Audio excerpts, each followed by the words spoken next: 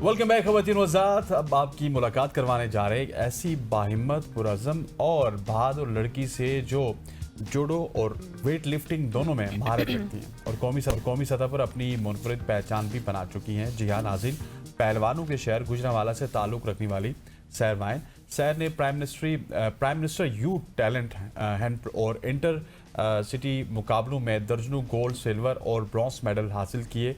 इन्हें पंजाब यूनिवर्सिटी की जानिब से best athlete of the year और best sports women of the year जैसे एजाज़ात से भी नवाजा गया। सरवाइन ने हाल ही में वर्ल्ड यूनिवर्सिटी गेम्स में 2025 में भी शिरकत की और वो अब हमारे साथ मौजूद है। बिल्कुल, इससे पहले भी सरवाइन हमारे साथ आ चुकी हैं, बातचीत कर चुकी हैं। आपको बहुत बहुत मुबारक हो इस अचीवमेंट के लिए भी। लेकिन थोड़ा सा आपके देखने वाले, आपको पसंद करने वाले एक बार फिर से आपसे सुनना चाहते हैं कि जूडो और फिर वेट लिफ्टिंग, इन दोनों को कैसे आप लेकर चलती हैं, कैसे मुमकिन है? इन दोनों को इकट्ठे मैनेज करना थोड़ा सा मुश्किल हो जाता है क्योंकि दोनों के क्लब्स भी अलहदा हैं। तो मैं सुबह टाइम जूडो करती रही हूँ ऑलमोस्ट 6-7 महीनों से, और जो वेट लिफ्टिंग है, वेट लिफ्टिंग मैं रात के टाइम करती हूँ 7 बजे से 10 बजे तक। और आपकी स्पेशलिटीज किस में ज़्यादा हैं, वेट लिफ्टिंग में या जूडो में? वैसे अभी तक तो दोनों में बराबर चल रही थी, दोनों की मैं सिल्वर मेडलिस्ट हूँ नेशनल लेवल की। लेकिन अब मुझे मतलब पाकिस्तान कलर जूडो में मिला तो क्या बात। सही। अच्छा सहर, जिस तरह से आप गोल्ड मेडल भी लेती हैं, सिल्वर भी, ब्रॉन्ज भी ले रही हैं, तो ये बताएं कि किस तरह की ट्रेनिंग भी आपने बताई कि सुबह एक करती हैं, शाम को एक करती हैं, तो फिर आपकी स्टडीज़ वगैरह डिस्टर्ब होती होंगी? स्टडीज बेसिकली डिस्टर्ब तो होती हैं, लेकिन मेरा लॉ का फाइनल ईयर है। अच्छा। साथ में एनुअल सिस्टम है, तो इस वजह से पेपर्स के करीब जो 2-3 महीने होते हैं वो मैं पढ़ लेती हूँ।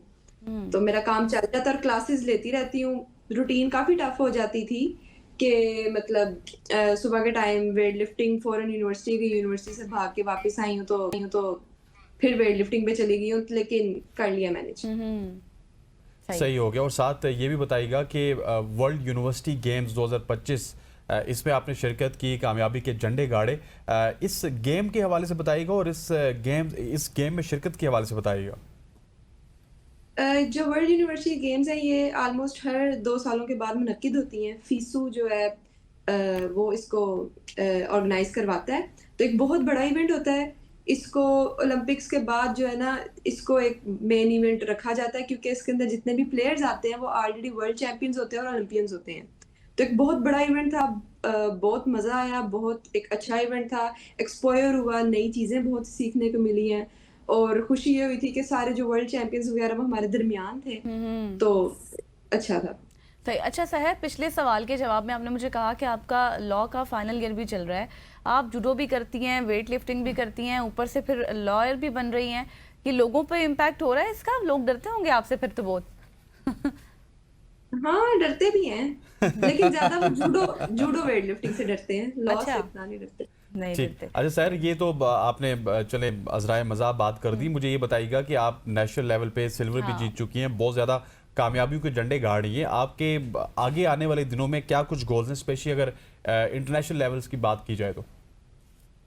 फिलहाल मेरे गोल्स ये हैं कि नवंबर के अंदर इस्लामिक सॉलिडारिटी गेम्स हो रही हैं, उसके अंदर मैं पार्टिसिपेट करूं और जो सैफ गेम्स है उसमें पार्टिसिपेट करूं। ये 2 मेन गोल है मेरे।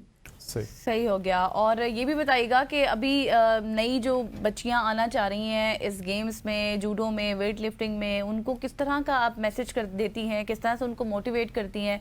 कि क्योंकि ज़ाहिर है ख़वातीन की बात करें तो उनको बहुत से चैलेंजेस होते हैं, और जो फील्ड आपकी है, चाहे वो जूडो हो, चाहे वो वेट लिफ्टिंग हो, तो हमारी एक सोसाइटी का भी इम्पैक्ट है कि ख़वातीन को उस तरह से नहीं सपोर्ट किया जाता ना इन फील्ड्स में। तो क्या आप किस तरह से मोटिवेट करती हैं? मैं इसी तरह से मोटिवेट करती हूँ कि एक तो जो मिसकॉन्सेप्शंस हैं या जो मिथ्स हैं उनसे वो दूर रहें, क्योंकि एज ए प्लेयर बहुत चीज़ें कही जाती हैं कि अगर आप प्लेयर बन जाती हैं एज ए लड़की तो फिर मतलब अब मर्द बन जाएंगी, आप लड़की नहीं रहेंगी, आपकी शादी के बाद आपको मसले होंगे। तो इस तरह की जो मिसकंसेप्शंस है ना, इनके बारे में रिसर्च की जाए और इनसे दूर रहें, और साथ में स्पोर्ट्स में आए। लड़कियों को जिस तरह की सोसाइटी में हम रहते हैं मजबूत होने की बहुत ज़्यादा ज़रूरत है, बहुत ज़्यादा ज़रूरत है कि इनको सेल्फ डिफेंस आता हो। तो गेम्स में आना चाहिए, एक हेल्दी चीज़ है। इंसान की ज़िंदगी लंबी हो जाती है और कुछ नहीं तो। बिल्कुल ऐसी। और सैर वैसे खवातीन को पाकिस्तान में बात कीजिए तो पाकिस्तान में बहुत ज़्यादा मुश्किलात का सामना भी करना पड़ता है। ट्रेन आस्पेक्ट्स को देख लीजिए, बहुत सारे मुआशरे में आपको कदगन लगा दी जाती है। बहुत सारे लोग कहते हैं ये इनका काम नहीं है, पता नहीं क्या कर रही हैं। सो आपको भी इन मुश्किलात का सामना करना पड़ा है या फिर आपको फैमिली की जानिब से, सोसाइटी की जानिब से फुल सपोर्ट मिली? फैमिली की तरफ से फुल सपोर्ट है और सोसाइटी की तरफ से भी ठीक सपोर्ट थी, अनलेस कि ये जब मैंने कलर लिया उसके बाद काफी ज्यादा लोगों ने अजीबोगरीब किस्म की बातें करना शुरू कर दी हैं। पर कोई इशू नहीं है क्योंकि मेरे फादर शुरू से मुझे ये कहते हैं कि कोई बंदा कोई काम ना हो भी उस पर बातें होनी होती हैं। हाँ, तो फैमिली की बिल्कुल। सपोर्ट है तो चिल हो के मैं अपनी ट्रेनिंग करती हूँ, जो कोई कह रहा है फिर कहता रहे। बिल्कुल। सहर अब लोगों ने अब कुछ तो करना है, तो वो बातें ही सही, चाहे वो अच्छी हो या बुरी हो। ये बताएं कि आपका डाइट प्लान क्या होता है? क्योंकि अक्सर हमने देखा है जितने भी खिलाड़ी या हमारे पास आते हैं या फिर एथलीट से हम बात करते हैं तो उनका एक कोई खास दिखने में पहलवान बिल्कुल नहीं लगती। हाँ बिल्कुल, तो उनका एक खास कोई डाइट प्लान होता है ना। तो आपका कोई चैंपियनशिप करीब आती है तब भी आप डाइट्स वगैरह लेती हैं या फिर आपका डेली बेसिस पे कोई रूटीन का भी डाइट प्लान है? रूटीन का ऐसे मैंने खास डाइट प्लान नहीं रखा हुआ, लेकिन जो गोश्त है उसका इस्तेमाल मेरा डेली बेसिस पे होता है। अब जिस तरह मैं वर्ल्ड यूनिवर्सिटी गेम्स पे गई हूँ तो यहाँ पर मैंने अपना वेट कट करना था। ऑलमोस्ट 1 से 2 केजी मेरे वेट कैटेगरी से ऊपर था।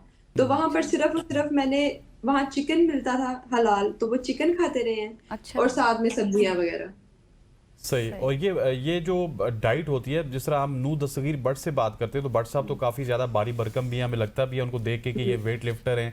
आपको देख के लगता है कि आप कुछ और एथलीट हैं, बड़ी स्मार्ट सी। सो इसमें वेट का, खवातीन में वेट का इतना रोल नहीं होता? खवातीन स्मार्ट ही होती हैं जो भी वेट लिफ्टिंग में होती है? नहीं, ऐसी बात नहीं है। जैसे मैंने पहले बताया वेट कैटेगरीज होती है ना। अब मेरी कैटेगरी है जूडो की -52 केजी।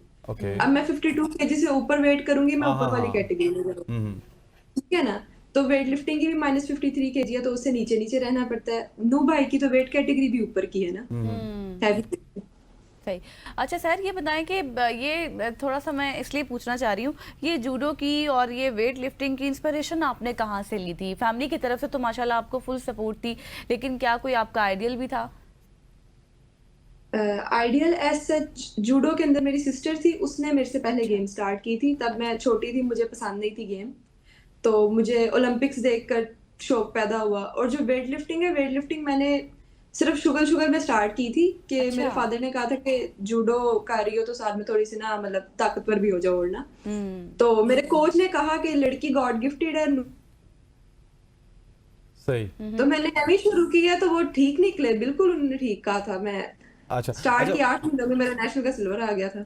ज़बरदस्त। अच्छा, मुझे ये बताइएगा कि जिस तरह हम बहुत सारे शहरों की बात करते हैं, पेशावर की बात करें तो वहाँ से स्क्वाश के प्लेयर्स आते हैं, गोजरा की बात करें वहाँ से हॉकी के प्लेयर्स आते हैं। अब गुजरांवाला में आपको देख के, नू भाई को देख के, तो हम ये समझ सकते हैं कि ये पहलवानों के शहर में अब जूडो के और वेट लिफ्टिंग के प्लेयर आएंगे। तो गुजरांवाला में शायद कोई माहौल इस तरह का है सैर कि यहाँ से प्लेयर्स आ रहे हैं और लोग इस तरफ बहुत ज़्यादा जाते हैं और सीखते हैं?